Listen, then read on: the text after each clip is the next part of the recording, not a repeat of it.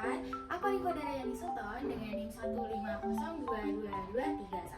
15022231799 dari KM 4607. Nah, di sini aku bakal ngejelasin 4 teori dari matkul teori komunikasi.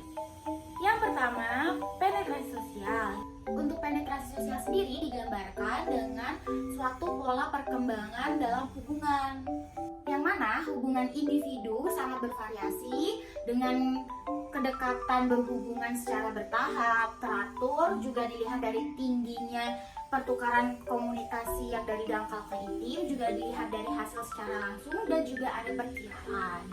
Nah, penetrasi sendiri berada pada tradisi psikososial yang berkonteks interpersonal, sedangkan paradigmanya menggunakan paradigma positif fisik dengan pendekatan kualitatif. Selanjutnya ada asumsi-asumsi dalam teori penetrasi sosial yang terbagi menjadi 4. Asumsi yang pertama yaitu komunikasi rasional, yang dimana belum ada kesamaan tapi mencoba untuk menyamakan. Yang kedua, berkaitan dengan kredibilitas, di mana terjadinya kemajuan dalam suatu hubungan secara sistematis. Yang ketiga, gagasan pembangunan rasional yang termasuk depenetrasi yang dapat membubarkan suatu hubungan. Yang terakhir atau yang keempat yaitu pengungkapan diri, yang awalnya informasinya secara umum menjadi secara khusus, secara luas dan mendalam. Contohnya tuh kayak disclosure, yang dimana kita tuh bercerita secara sukarela. Untuk tahapannya aku bakal ngasih penjelasan dengan contohnya. Jadi yang pertama tuh tahapan orientasi, dimana contohnya tuh kayak kita tuh baru kenal sama seseorang, kayak melalui dating apps, kita chatting gitu-gitu kan. Jadi kita baru ngasih tahu sepenggal atau sepotong tentang informasi diri kita.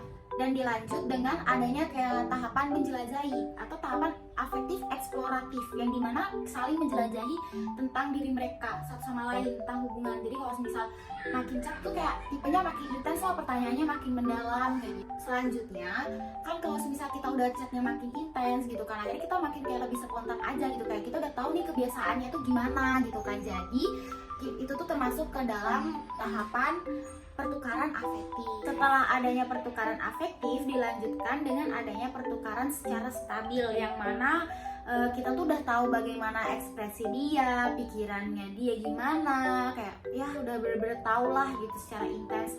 Tetapi kalau semisal kita udah kayak gitu sering cerita gitu kan, kita juga harus melihat tentang gimana sih feedback dari merekanya, dari seseorang yang kita udah kasih curhat gitu. Kedua, disonansi kognitif.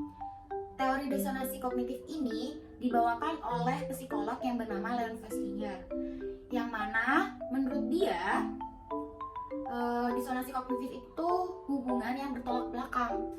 Jadi kayak realita tuh gak sesuai sama ekspektasinya kita gitu loh. Disonansi kognitif merupakan perasaan tidak nyaman yang diakibatkan oleh sikap, pemikiran, juga perilaku yang bertentangan dengan motivasi seseorang. Jadi kita tuh harus ngambil langkah apa sih buat mengurangi disonansi tersebut gitu. Contohnya tuh kayak semisal kita lagi diet nih, tapi ternyata kita tuh masih kayak makan gorengan, masih makan es krim, masih makan yang berminyak-minyak. Jadi kita tuh harus ngambil langkah apa gitu. Nah, ngambil langkahnya tuh kayak kita olahraga, meskipun olahraganya tuh kayak nggak usah yang berat-berat deh, kita kayak lari-lari kecil, atau kita dengan menggunakan pola hidup sehat. Contohnya dengan mengukur makanan kalori, makan makanan yang berserat gitu. Disonansi kognitif ini juga berada pada tradisi psikososial yang berkonteks pada intrapersonal, sedangkan paradigmanya yaitu paradigma positif fisik dengan pendekatan kualitatif. Selanjutnya ada 4 asumsi dasar dalam disonansi kognitif. Yang pertama, manusia harus memiliki hasrat akan adanya konsistensi dan juga keyakinan. Yang kedua, disonansi diciptakan karena inkonsistensi yang merujuk pada fakta-fakta. Yang ketiga, yaitu disonansi dapat memberikan dampak-dampak yang tak terukur. Yang keempat, yaitu disonansi dapat mendorong usaha seseorang untuk keseimbangan gitu. Oke, selanjutnya yaitu teori negosiasi wajah. Nah, teori negosiasi wajah ini tuh kayak berupa budaya masing-masing seseorang. Jadi kayak jatuhnya suatu kebiasaan kita yang mana dapat menampilkan strategi dalam diri kita atau citra dalam diri kita dengan kayak komunikasi nonverbal yang mana akan adanya pengembangan dalam pengelolaan impresi dalam diri kita. Contohnya tuh kayak dari cara kita berbicara, cara kita berperilaku, cara kita berpakaian, dan lain sebagainya. Untuk teori negosiasi wajah berada pada tradisi sosiokultural yang berkonteks interpersonal dengan paradigma cultural studies dengan pendekatan kualitatif. Selanjutnya ada kebutuhan muka secara universal.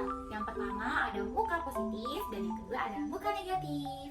Ada face walk. Face walk sendiri terbagi menjadi 3. Yang pertama bijaksana. Bijaksana dalam menghormati otonomi orang lain, yang dimana maksudnya tuh kayak contohnya menghormati hak privasi orang lain, terus kita juga menghormati hak tanya menjawab seperti itu. Yang kedua solidaritas. Solidaritas dalam menerima orang lain sebagai anggota kelompok kita. Contohnya tuh kayak solid antar temen. Kalau misal ada contohnya kayak gini, si A. Nah si A ini tuh ngegunjing si B, terus si C tuh kayak jangan ngegunjing B, ih gak baik kayak gitu, kamu gak boleh kayak gitu, kayak ngebelain si B ini gitu. Tapi mereka semua saling berteman gitu. Yang ketiga yaitu penerimaan, dimana kita melibatkan usaha untuk meminimalkan kesalahan seseorang menjadi pujian. Contohnya tuh kayak kita gunain negosiasi wajah ini tuh dengan kayak kita bersyukur dulu, terus kita juga kayak nggak boleh ngeliat orang lain tuh cuman dari kelemahan aja, jadi kita harus ngeliat dari kelebihannya juga gitu. Terus kalau nggak misalnya nih lagi kelas terus ada dosen mau ngasih tugas terus kita kayak bu kasih keringanan, itu bisa, itu termasuk dalam menggunakan negosiasi wajah. Yang keempat teori CMC atau Computer Mediated Communication.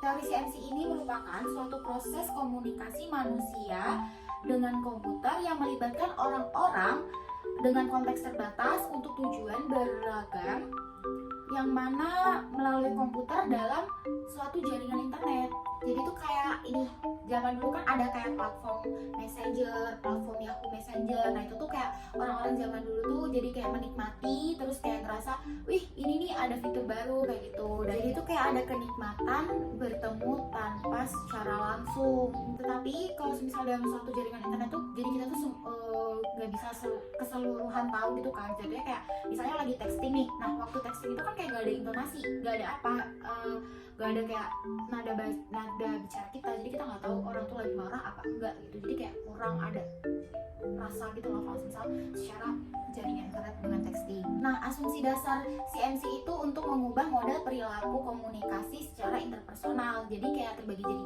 3 kan, yaitu yang pertama ada one for many, many for one, dan yang ketiga ada many for many. Yang dapat dicontohin kalau misalnya yang one for many itu kayak dari pengalaman aku sendiri, misalnya aku lagi nyebarin konten apa, konten day in my life, atau konten-konten yang kayak informasi-informasi gitu yang disebarin ke teman-teman atau ke keluarga, atau misalnya konten yang mau aku sebarin ke aku sendiri, jatuhnya tuh kayak konten religi atau yang setiap hari yang digunain media sosialnya tuh WhatsApp, sedangkan aku sendiri gunain media sosialnya tuh kayak Instagram, TikTok kayak gitu.